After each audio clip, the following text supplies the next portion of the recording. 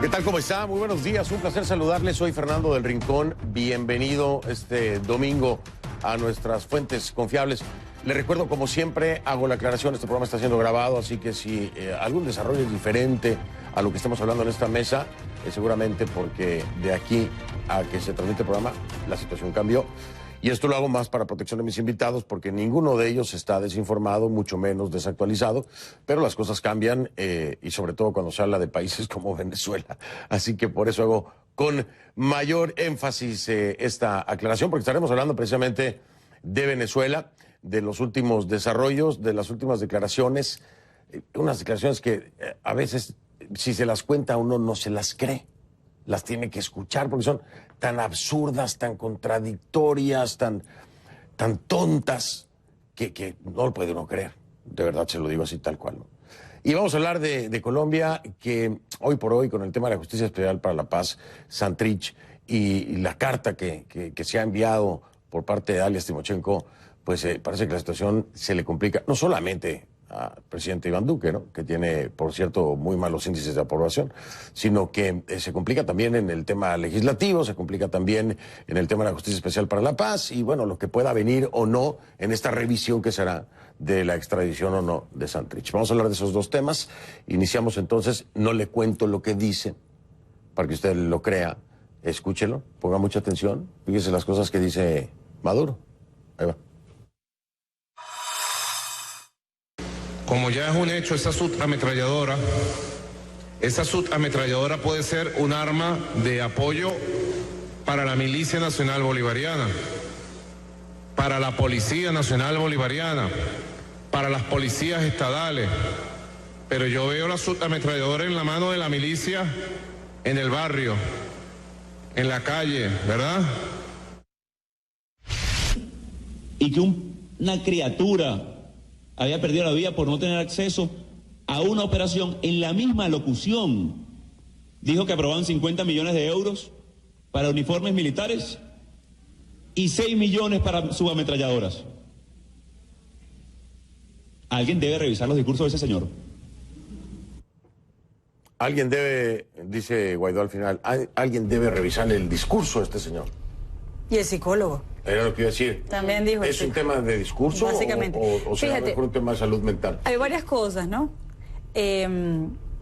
Dos. Primero, ¿quiénes se van a poner los uniformes? Ay, espérate, Carla, no los he presentado. Eso es lo que estaba pensando. Me dice Pati. Es que veníamos escuchando el audio. Dije, bueno, ya pregunto, yo respondo. Estamos tan acostumbrados a vernos ya. Me dice mi productora, no los has presentado. Yo, de verdad, voy para allá. A ver, vamos a hacerlo como debe ser. Vale, entonces, Carla Angola, periodista venezolana, influencer, y claro que lo es, en temas informativos, y presentadora del programa Aló, buenas noches de EBTV. Carla Angola, bienvenida. Muchísimas gracias, Fernando. Gracias. ¿Cómo estás? Bien, bien. Sergio Tálora, periodista del diario Las Américas, columnista del Espectador, ha trabajado como redactor en varios medios como Univisión, lo conocía ya desde Univisión, Telemundo, y además también es guionista y productor. Sergio, bienvenido. Hola, ¿qué tal? Bien, bien, gracias. Un gusto estar acá por primera vez. Al contrario, sí, es la primera vez, Sí, ¿verdad? la primera vez, claro que a ella la he visto muchas veces ya, ¿no? ¿Acá? Sí, María Fernanda. Sí, por supuesto. Ya estaban pensando en ponerle nómina, imagínate. María Fernanda Silva, presentadora de A Primera Hora de Actualidad Radio, trabajó durante 11 años como reportera y presentadora de América TV. Cumpleañera, feliz cumpleaños, bienvenida. Feliz cumpleaños. Qué honor estar acá. Domingo de cumpleaños. Domingo de cumpleaños. Bueno, esto no Celebrándolo. está en vivo, pero hoy es tu Bueno, no cumpleaños. importa porque lo vengo celebrando desde el viernes. ¿Sí? Sí. Qué bueno que te agarramos antes, porque si no, no llegas al programa. Vengo desde el viernes celebrándolo. Bienvenido. Patricia Kaplan, muchas gracias por recordarme que no había presentado a nuestros invitados. Es que ya estábamos hablando antes de iniciar el programa y sentí que ya. Tú sentiste igual, ¿no? Ya estábamos de lleno ahí. Carlita, te escucho con atención. Dos cosas. Bueno, dos cosas. La primera es, tomando en cuenta lo que pasó el 30 de abril, yo entiendo que la conclusión es que no prosperó ese movimiento militar, pero sí dejó la gran certeza de que si antes se había ejecutado extrajudicialmente a militares y se había torturado a militares y se conocía públicamente y aún así hubo un movimiento adicional como el del 30 de abril, esto se va a volver a repetir. Esto significa que el Nicolás Maduro, el usurpador, tiene alrededor gente en la que no puede confiar. Entonces yo me pregunto, ¿quiénes se van a poner esos uniformes que él va a comprar? ¿Quiénes van a sujetar esas subametralladoras? Y lo segundo es lo que mencionaba el presidente interino de Venezuela, y es que tú tienes una contradicción en el discurso constante. No es una contradicción, es que la mentira y el montaje permanente de este narcorrégimen surge con facilidad. Entran ellos en el mismo descubrimiento de su propia estratagema. Y es que está diciendo en el mismo discurso que niños mueren por falta de medicinas, pero si hay 50 o más de 50 Además, millones de euros para ampliar comprar. el contexto, ¿no? Dicen, porque también lo dijo Reaza, que mueren niños por falta de medicinas debido al bloqueo de los Estados Unidos. Exacto, entonces no hay bloqueo, porque tienen 50 millones. Exacto, y los 50 millones que pudieran haber salvado la vida de esos niños los van a usar en armamento y en uniformes. Así mismo es. Por eso es lo importante de traerlo a la mesa, porque a veces uno lo cuenta y dice, ¿cómo crees que alguien va a decir algo así? No, así lo dice, Bueno, 50 millones de euros. Se murieron niños porque no hay dinero, pero déjenme invertirlo en armamento y en uniformes. Sí, mira, yo creo que para destacar y para mirar entre renglones, cuando dice en los barrios, ¿no? ¿Quiénes van a usar los uniformes? Sabemos que el régimen lo que tiene que ir en estos momentos es ir a buscar a esos colectivos. Y lo que hizo, y lo mismo que hizo Chávez en su momento cuando no le alcanzaba la fuerza para controlar a la población, que terminó buscando este grupo de delincuentes, que eran estos grupos de vecinos armados, ¿no? Que iban a ayudar a controlar la delincuencia y que terminaron... Las milicias. Y esto lo que está haciendo es exactamente lo mismo. Cuando dice quiénes van a ir estos uniformes y estas ametralladoras y van a ir a los barrios, definitivamente le va a dar uniforme militar para legalizar de cierta forma estos grupos criminales que son los colectivos, que hoy en día los vemos en las motos, que hoy en día los puedes identificar, quién es el de las Fuerzas Armadas, quiénes son los colectivos, quiénes son los delincuentes que están haciendo el trabajo sucio, y los va a legalizar, los va a blanquear a través de los uniformes. Yo creo que hay que leer entre líneas, ¿no? De qué forma él, porque hoy en día inmediatamente sabemos a través de las imágenes cuáles son los mercenarios y cuáles son en estos momentos los de la Guardia Nacional. Y cuando los de la Guardia, como vimos en los videos, empiezan a pasarse, tienen que ponerse una cinta azul como lo hicieron el 30 de abril. A partir de ahora, él lo que va a hacer es, saben que no pueden identificar cuáles son los mercenarios y cuáles son los miembros de la Guardia Nacional en estos momentos, o los miembros de las Fuerzas Armadas, o los miembros de la Fuerza Aérea que se están pasando para el bando y que están diciendo, este trabajo sucio no lo queremos hacer. Yo creo que ese es el riesgo mayor a nivel internacional, y a partir de ahora lo que puede llegar a ser que tiene dinero, sí, el dinero viene financiado todavía desde afuera, él sigue teniendo respaldo desafortunadamente de Rusia, sigue teniendo respaldo en estos últimos días, lo vimos Turquía, en el caso de Cuba, en el caso de China, Turquía. Claro, todavía Siria. sigue teniendo, o sea, no tienen ni siquiera para mejorar las refinerías, no tienen siquiera para mejorar la producción de No, petróleo. pero eso es culpa de Estados Unidos, ¿eh? Sí, pero sí tienen para invertir en armamento. PDVSA es culpa de Estados Unidos. No, pero perdón, India ya formalizó, por lo menos lo dijo a través del periódico central de su gobierno, que no le van a comprar más petróleo a Nicolás Maduro. En el caso de China, yo entiendo que pueda existir la percepción de que China lo soporta, pero no es así. En 3 ocasiones el ministro de Relaciones Exteriores de China ha dicho que, claro, ellos buscan, no van a decirte ellos frontalmente que quieren una billete. invasión. Claro, Ellos lo que les buscan interesa es el recuperar dinero. su ¿Y qué han dicho en estas 3 oportunidades? Incluso este viernes. El ministro dijo, nosotros estamos con cercanía constante con el grupo de contacto. ¿Por qué? Porque nos interesa una solución política pacífica. Es decir, si tú apoyas de manera irrestricta al dictador, tú no quieres que las cosas cambien. China está promoviendo una transición en Venezuela. Claro, está China lo que trabajando quiere en ese es sentido. que le garantice, lo hemos hablado muchas veces, que pero le perdón, garanticen no apoya, Nicolás. Pero recuperar China su es un inversión. gobierno totalitario. Perdón, pero ¿qué está pasando O sea, estamos con- confiando en un gobierno Ajá. totalitario. Sí. China es Pero- un gobierno totalitario. Pero ¿qué Sergio. está pasando con los diálogos, supuestos diálogos, conversaciones, Yo lo quería, contactos lo quería en traer. Noruega? Tú estás hablando de Noruega, ¿no? Ajá, claro. O sea, porque aquí con todo respeto, creo que la situación política en Venezuela está un poco trancada. Es decir, no... Está muy trancada. Yo quiero ser optimista y decir un poco trancada. Hay unos que dicen que está totalmente Yo soy súper trancada. pesimista en el tema de Venezuela. Y, Está trancado. y al final, ¿a dónde va a llevar toda esta situación? Porque, los uniformes, las armas, que los militares, pero el tema de fondo es el tema político, el tema de resolver un conflicto que todavía no tiene trazas de verse la luz después del túnel, no se ven. Entonces, mi pregunta es, ¿cuál es tanto Guaidó, que entre otras cosas leí un informe en el New York Times que me impactó mucho porque él supuestamente, según el New York Sí, Times, leí el viernes. está cambiando de casa casi 3 veces al día, huyéndole, digamos, al acoso, al acecho que tiene. Incluso una posible captura, ¿no? A la persecución. Pero política. independientemente de eso, es ¿dónde está la solución política? ¿Dónde puede haber un destrabe de esta situación? Porque no funcionó lo del 30 de abril, no funcionó lo del 23 de febrero. El tema es difícil. Y de todas maneras, así se plantee que China está en contra, o China no tiene, digamos, de labios para afuera o de labios para adentro, mejor, no apoya a Maduro. De todas maneras, es un hecho que tanto Rusia como China no reconocen a Guaidó. No reconocen a Guaidó. Pero lo que pasa Y es si lo no que te estoy reconocen a diciendo. Guaidó, quiere decir que sigue reconociendo. Pero es que yo no es que sea optimista a ultranza, pero creo que todavía queda juego aquí. No, Y no pero se está puede bien, descartar Carla. nada. ¿En qué sentido? Pues no, yo tampoco es que soy, digamos, basada en utopías y vivo de ilusiones. No, pero hay mucho juego que ver aquí y además que hay que admirarlo de manera objetiva. ¿Por qué? Porque si nosotros vemos este momento para la transición y vemos este momento para Nicolás Maduro, la debilidad está del lado de Nicolás Maduro.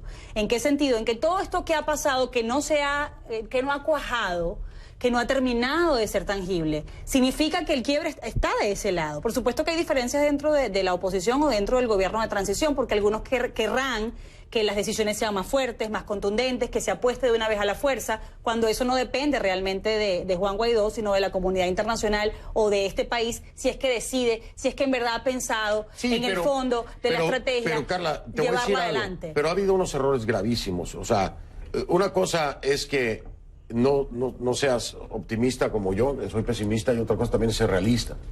O sea, aquí de pronto el tema, la palabra diálogo en Venezuela está completamente destruida. Es que es detestable. Y es detestable, es una Claro. palabra deleznable Pero es que en este no se momento. está dialogando. ¿Y qué es lo primero que aparece de la nada? Un supuesto diálogo en Noruega. Pero eso no es un diálogo. Entonces, por eso. Entonces después vienen a tratar de explicar qué es lo que está pasando y que nunca se reunieron parte y parte, pero algo está pasando. La Y información aquí, realmente decía negociación, ¿no? Claro, Más que pero- diálogo, negociación. Pero, claro, una negociación. Que es algo distinto, creo yo. Es algo distinto. Es totalmente diferente. Escúchame, O sea, ¿cuál diálogo fue el es quiebre de la dilata. mesa de la Unidad Democrática? Justamente Pero- el hacer. Justamente Ajá, ese el punto. quiebre de la mesa de la Unidad Democrática, justamente haber escondido el diálogo en República Pero Dominicana. es que este diálogo, fíjate. Esta negociación tendría Ajá. que haberse este dado a diálogo no es conocer. diálogo, Claro. sino que es, Carla. digamos que lo llamamos negociación. Pero tenía Digamos que haberse lo dado a llamamos conocer. negociación. Tenía que haberse dado a Pero conocer. fíjate tú una cosa, ¿no? Yo tengo varios puntos aquí. ¿Por qué queremos saberlo todo el tiempo? Porque hay es que decir, ser no, claros. pero Porque es les fundamental. voy a explicar No es por que qué. queremos, es les que... voy a explicar por Oye, qué. pero yo no estoy hablando de la prensa. Es No, que no, es que ni la queremos. prensa ni- Es que ni tienen la la población. obligación de Ajá. hacerlo a los venezolanos Pero que es que están apoyando un movimiento. Yo no estoy defendiendo a nadie, te lo juro que no.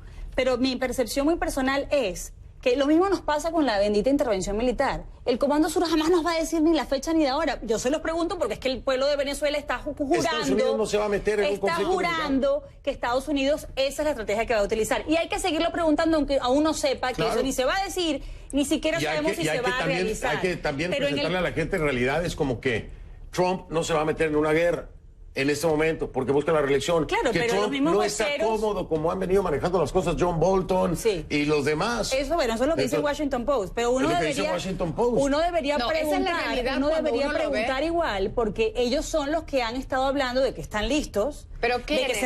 se reunieron en el, no, el Mira, Comando Sur, lo bueno, dijo el pero propio lo que pasa Fuller. es que tiene dos y el Pentágono discursos. se reunió por primera vez, te lo dicen todos los Mira, corresponsales de Washington. Fuller te dice, no creo que ni siquiera lo llamaría régimen, es una mafia, es un negocio ilícito que maneja con sus 2.000 generales corruptos, está arruinando el país.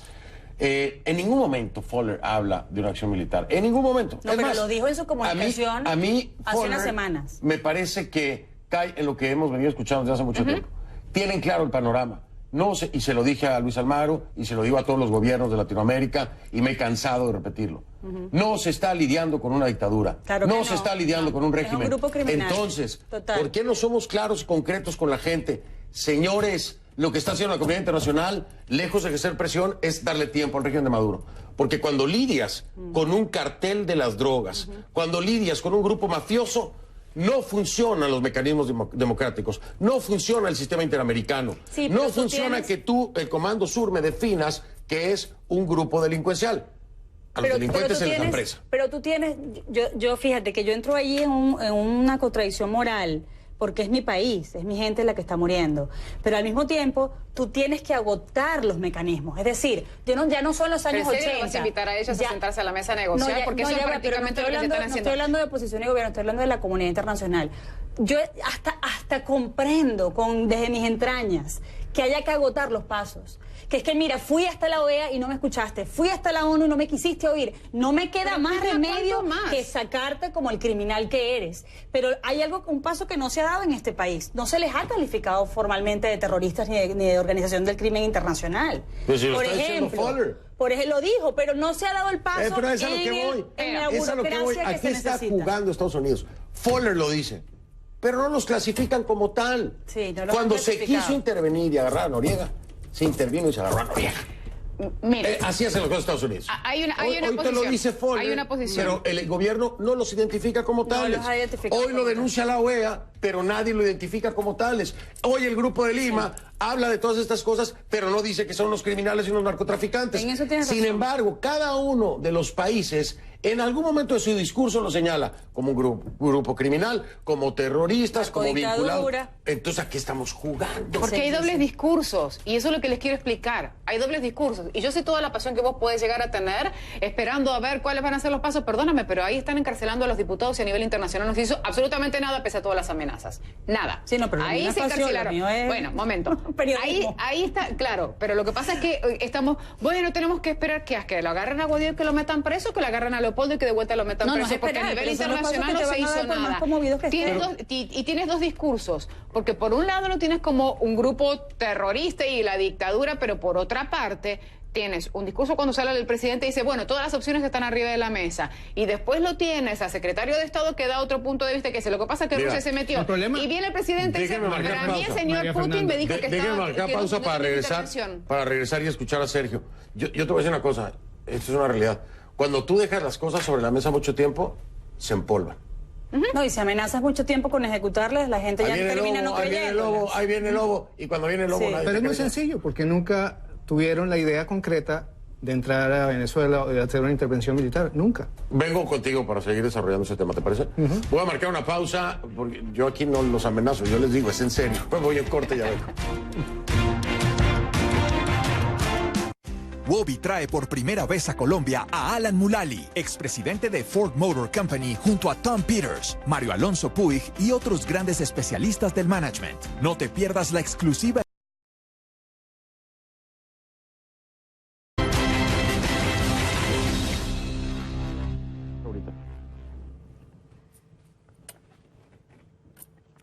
Estamos de vuelta con este siempre álgido tema de Venezuela.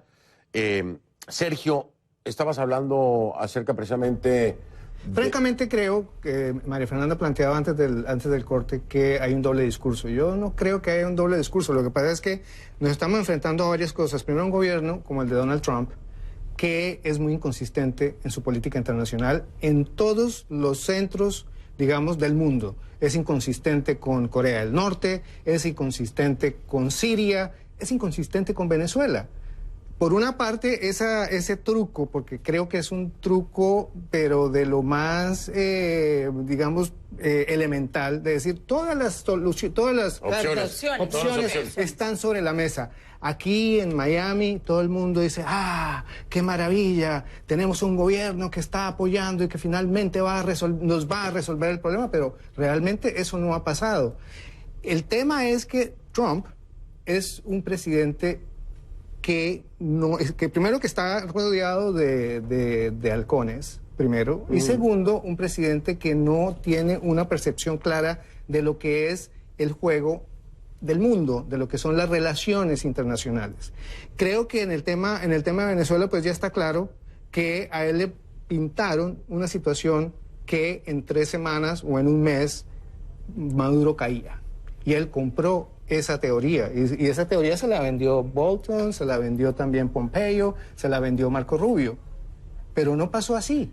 Y yo creo que en este momento nosotros, periodistas, fuentes confiables, tenemos que pensar un poco teniendo en cuenta que Venezuela es un país que, o sea, muy fácilmente puede caer en un momento dado en una guerra civil.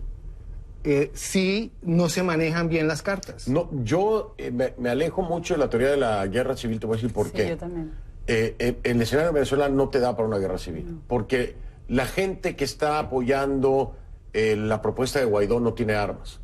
La gente que tiene las armas son las milicias, son los colectivos, es la Fuerza Armada Nacional. O sea, en un país como Estados Unidos, donde cualquiera puede portar armas, puede haber una guerra civil. Pero puede haber una ruptura dentro del ejército, puede haber una ruptura. Claro, pero ya estás hablando de otro escenario. No, claro, pero es que este es el escenario.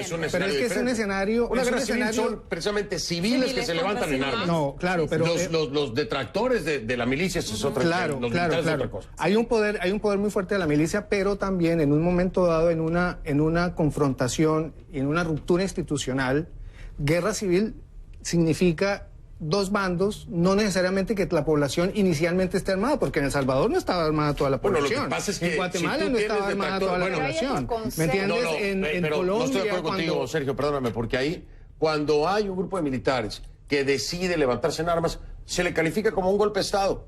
Tal cual. En el caso del régimen de Maduro, donde sea, la comunidad internacional va a decir, eso es un golpe de Estado, porque viene de militares, de una facción militar. Una guerra civil es el levantamiento armado de civiles. Eso es lo que es, ¿no?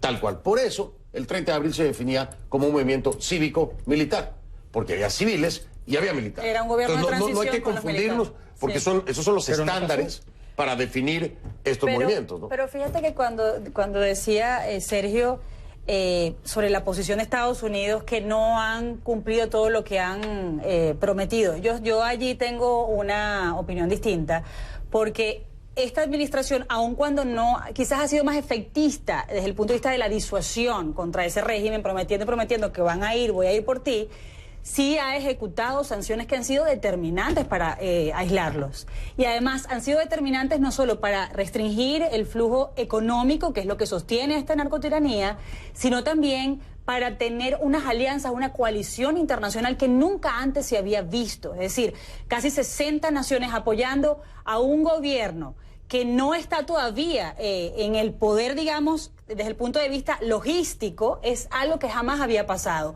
Y en el caso, diciendo de lo que dice Fer, en el caso del 30 de abril no es un golpe de Estado. Cuando tú ves un alzamiento de militares en contra de Nicolás Maduro, quien es un usurpador no reconocido por el mundo democrático, esto es un restablecimiento del orden constitucional. Es decir, los militares ahora tienen la obligación de ponerse del lado de la democracia del 30 y de de los abril civiles. yo decía que era un movimiento cívico-militar. Sí, es verdad, pero me refiero que si se alzan contra Nicolás Maduro no es un golpe de Estado. Ahora, claro, desde la perspectiva de aquellos que están dentro del país tratando de restablecer el orden constitucional. Exacto. Desde la perspectiva de los países aliados a Maduro es un golpe de Estado. La política A eso me refiero. La definición puritana de un movimiento militar en contra de un grupo de poder gubernamental se le llama golpe de Estado. Sí, pero no estamos en una situación tradicional. Esto es un caso inédito. Por eso, en el golpe de Venezuela puedes ver como un restablecimiento,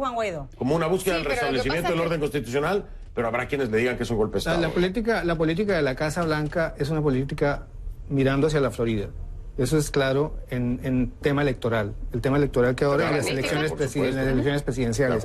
Y creo que todas las medidas que ha tomado y que sigue tomando la Casa Blanca, todas las sanciones, por supuesto, que han golpeado la espina dorsal, la columna vertebral de la economía venezolana. O sea, ha puesto en serios problemas a la economía venezolana. En eso no hay duda. Del régimen. Del régimen, la economía, exacto. Porque la economía venezolana se estaba perjudicada por el régimen. O sea, sí, pero lo que estoy hablando es que ha ahondado aún más la crisis. No, y lo que te quiero, ¿por qué te lo aclaro? Porque ese mismo discurso que utiliza Cuba cada vez que quiere justificar el desastre. En el mismo momento, o sea, el régimen lo que dice es que ven por el bloqueo de los Estados Unidos es como estamos y no. La situación como está en estos momentos Venezuela es por el régimen. No, pero yo no estaba pensando en eso. Estabas en la misma línea. Claro, pero creo que es como lo terminan utilizando el mismo régimen. El tema es que si no se aplica, y es cierto que las sanciones han surtido como dice un efecto realmente en estos momentos en la capacidad del régimen para tener dinero, y no lo tienen. Pero si tú no cumples con la amenaza de que si tú empiezas a encarcelar a los opositores, vamos a tomar acción, porque en realidad los líderes legítimos en estos momentos son los representantes de la Asamblea Nacional y de uno a uno los empiezan a perseguir y de uno a uno los empiezan a encarcelar. Probaron primero con Marrero, probaron ahora con el segundo vicepresidente de la Asamblea. Estamos esperando, Guaidó tiene que cambiar de residencia 3 veces al día, Leopoldo tuvo que ir corriendo. ¿Cómo le decimos a los militares que se pasen del otro bando? No, si no, las no, grandes no solo figuras... eso.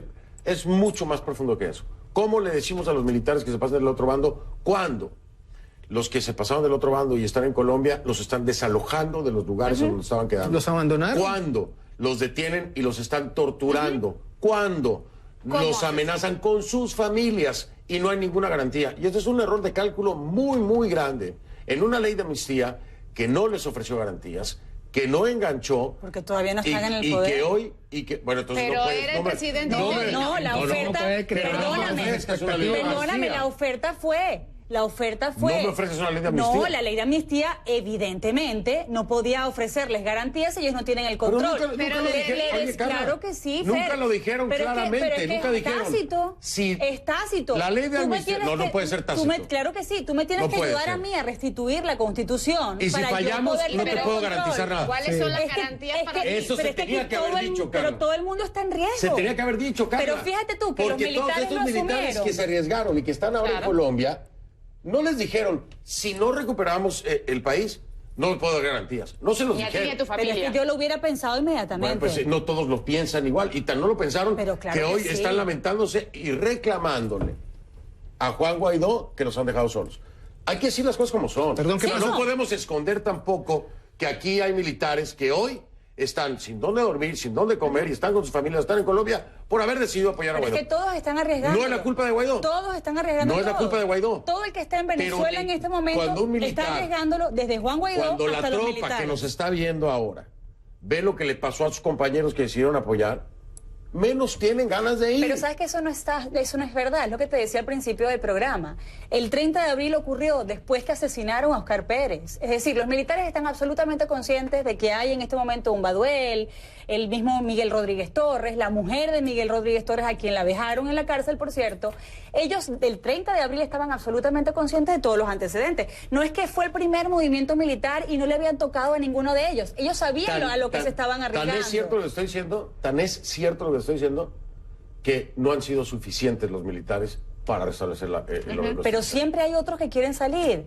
Entonces, quizás no ha sido, Tienen quizás que salir todavía no ha pasado. todos. Pero el hecho de que no haya Necesitan pasado, garantías, Carla. tiene, por supuesto que sí, yo estoy de acuerdo contigo. Pero todavía hay allí una reserva moral y sobre todo de muchísima gallardía. Estos movimientos que han sido aislados, es verdad, todavía no ha habido un movimiento masivo. Nos demuestran que sigue habiendo otros inconformes que están dispuestos a hacer lo propio. Pues y sí, yo te voy a decir una si cosa. lo hacen en bloque Claro, déjame hacer pausa. esa es la única manera efectiva Déjame de hacer pausa de lograr las regreso para cosas. continuar Eso con es tu cierto. idea, para que cierre Carla con su idea sobre este tema de los militares. Ya regresamos.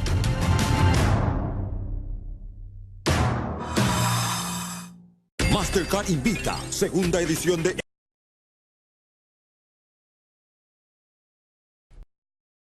Que yo le voy a preguntar. Presentaba la revista.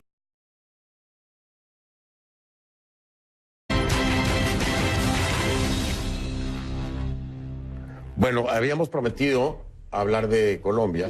Bueno, el tema de Venezuela nos daba para toda la hora, pero hay interés también en el tema de Colombia claro. porque la cosa está súper complicada. Hoy por hoy con la Justicia Especial para la Paz, el tema de Santrich, la revisión que se piensa hacer ahora sobre los nuevos elementos que se van a presentar después de la presión que ejerce el gobierno de Iván Duque. Y después ahora viene la carta presentada por alias Timochenko. ¿Qué va a pasar en Colombia? Yo le voy a preguntar a Sergio porque debes de tener el escenario, no sé si más claro que yo, pero seguramente más entendido. O te generó más confusión. O también pues, se vale. Es válido. Se vale. Eso Ya me estamos encantó. ¿Quiere que te acostumbrados confunda a más? eso. Te cuento. ¿Qué piensas, Sergio?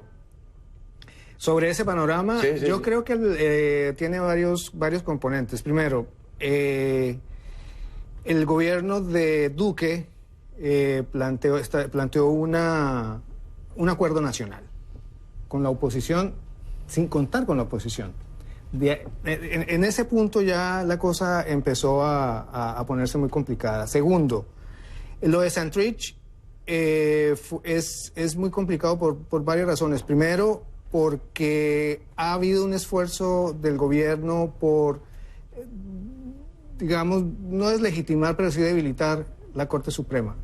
De no contar con la Corte Suprema y con todos los elementos que tiene el país para, por ejemplo, apelar la decisión de la JEP. El fiscal hubiera podido perfectamente apelar esa decisión sin necesidad, por ejemplo, de renunciar. Duque anunciaron que iban a apelar la decisión. Y de hacer todo la Procuraduría, sí lo acaba de hacer, pero el fiscal... Lo pudo haber hecho, en lugar de renunciar. Lo pudo haber hecho en lugar de hacer ese desplante. Es un desplante, exactamente. Tercero, el tema de la división o digamos la diferencia de concepciones que hay entre Timochenko y Márquez es muy complicada. Muy complicada. Esa sí es muy complicada porque, por ejemplo, en el caso del M-19 no pasó. Al M-19 le asesinaron a su máximo dirigente, a Carlos Pizarro, 3 semanas, no, como 2 meses después de haberse desmovilizado. Sí. Que fue un hecho muy difícil y muy delicado en ese momento. En este caso no han asesinado a los grandes, pero van 100. Pero van 100 y la familia. Y van 500 líderes sociales asesinados desde la firma de la paz. Sí, sí. Bueno, y esto viene del gobierno de Santos, hubo un incremento desde hace 4 años y medio. Y están diciendo que ha habido entre febrero y marzo de este año, estoy viendo aquí, hubo un incremento del 133% en las bajas dadas por el ejército. Terrible. El tema es, hay una noticia además que salió esta semana, viernes salió, que una comisión independiente va a revisar las denuncias del New York Times. Comisión independiente nombrada aquí en Estados Unidos. Sí, ya el New York Times le respondió al gobierno de Colombia. El director le respondió. No recuerdo el apellido. Pero esto ya no es solamente el New York Times, esto es que el gobierno de Estados Unidos va a nombrar una comisión especial para investigar el tema de lo que se llamó en su momento falsos positivos, que entre otras cosas los falsos positivos fue no solamente durante el gobierno de Uribe, pero el ministro de Defensa era Juan Manuel Santos. Pero es muy importante que lo investiguen, porque ellos, el ministro lo desmintió, el ministro que nombran en el artículo de New York Times. Botero ahora en el Congreso tiene un problema porque quieren pedir su remoción. Justamente por esa supuesta orden que se habría dado, pero el gobierno de Colombia niega que se haya dado, el mismo protagonista del artículo niega que le haya dado esa orden.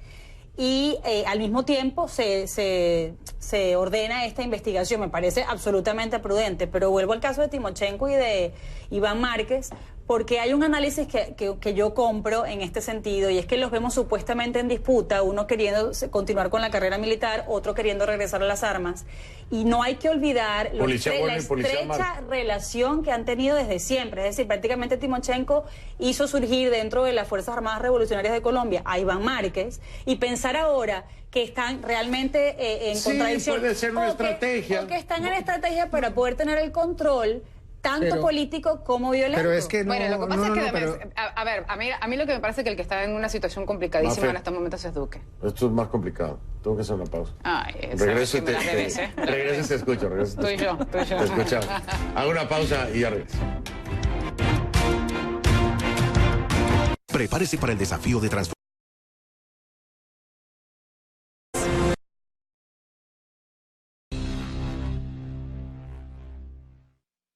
Estamos de vuelta entonces, María Fernanda. Usted, adelante, por favor. ¿Cómo le fue la Como levanta el dedo. Adelante. Sí. Adelante. Aquí hicimos muti. Señorita Silva, la escuchamos. Ese sí me pone nerviosa. Ahí era como te estaba mirando y te estoy prestando atención a lo que decís. Ahí me da miedo. Hay uno de los temas que mencionábamos, ¿no? ¿Quién tiene la situación más complicada en estos momentos? Cuando la gente dice, tenemos que liberar a Santrich porque en realidad no encontramos la evidencia, y la evidencia venía de parte de los Estados Unidos. Recordemos que había sido una investigación de la DEA donde habían videos.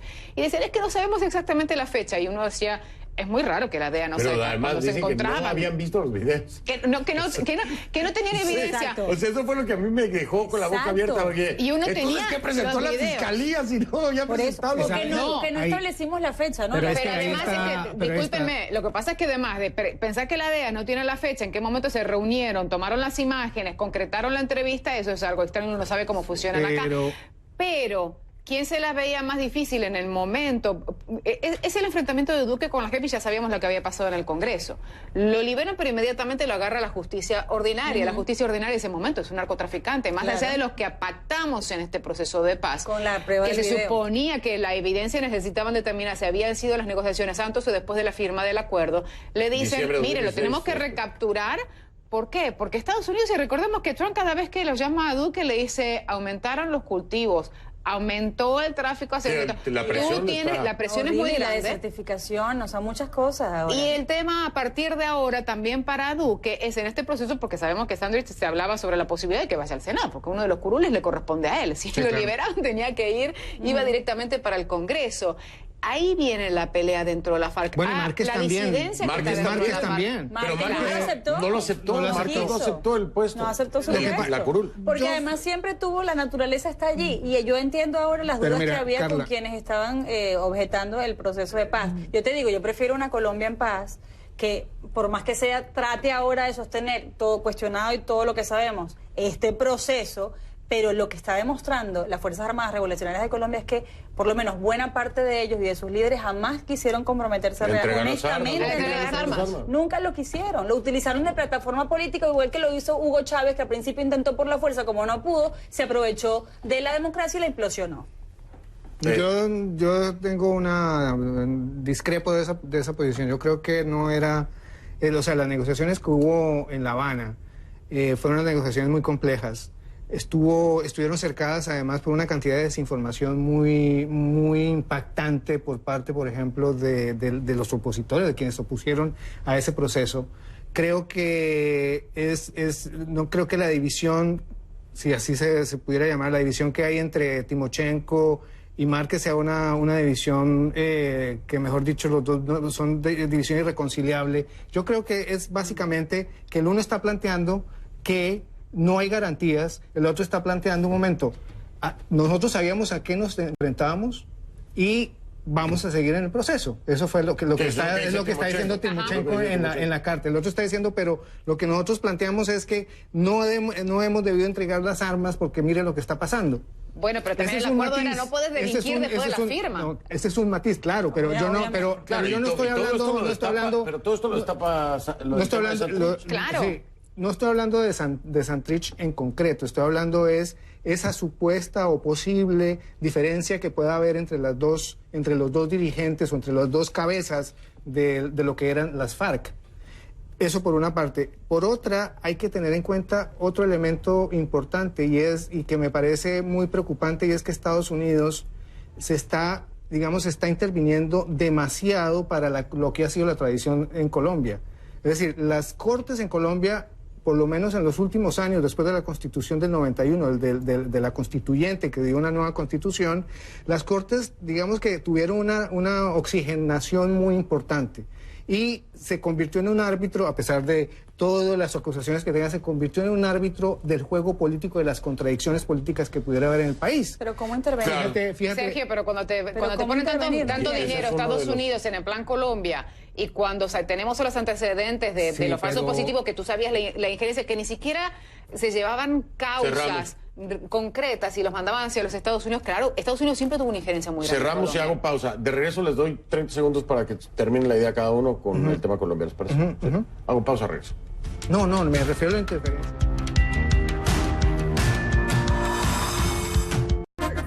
Le recuerdo a usted que Fuentes Confiables se transmite en su primera emisión el domingo a las 10 de la mañana. Si usted no lo puede ver, el lunes hay repetición, 11 de la mañana. Así que tiene dos oportunidades. En este vaso con capacidad para 500 mililitros hay 200 Puede ser. Sergio, Falta que le tiene- no lo quita. Radio Argentina. de vuelta. Bueno, dejémonos de reír porque no da tiempo. María Fernanda, cierre usted con su reflexión sobre Colombia, digo, si quieres. No, el tema yo creo que es un tema complicado dentro porque todavía están en un proceso de paz y tiene que mantener el orden. Y yo creo que Duque lo que tiene que buscar un punto intermedio para esto, ¿no? Lo que mencionábamos en el tema de las FARC. Y la respuesta que le tiene que dar a los Estados Unidos. O sea, el mensaje también no puede ser para los ex miembros de las FARC disidentes, se puede seguir delinquiendo después del proceso de paz. Eso no puede ser. Sergio, adelante. El presidente Duque está en un momento muy débil de su gobierno. Tiene que no solamente hacer una coalición con su partido de gobierno, sino también con la oposición, primero. Segundo, se tiene que respetar la JEP y se tienen que respetar los acuerdos y no jugar con la institucionalidad colombiana, que es una institucionalidad muy frágil. Eso es muy importante, Carrangola. Me preocupa que quede la duda sobre la imparcialidad de las instituciones dentro de Colombia, la jurisprudencia de Especial para la Paz. De hecho, los guerrilleros que habían seguido el proceso no se quieren someter a ella. Pero al mismo tiempo rescato algo que no ocurre en mi país, y es la separación de poderes. Es decir, todavía, ¿no? Claro. Eso, y que además un medio americano hace una denuncia y el gobierno de Colombia la asume, trata de tomar reprimendas o tomar correctivos al respecto, y eso sigue pareciendo, o hacer por lo menos la revisión pertinente, me parece absolutamente loable. Es pertinente despedirme de ustedes, María Fernanda Silva, Sergio Otálora y Carla Angola. Muchas gracias a los tres. Gracias. ¿La pasaron bien? Sí, muchísimo. Estaba bueno el vodka. Estaba bueno el vodka. Mentira. Oiga, pásenla bien en casa. Soy Fernando del Rincón. Si no saben quién confiar, pues aquí estamos humildemente. Fuentes confiables. Pásenla.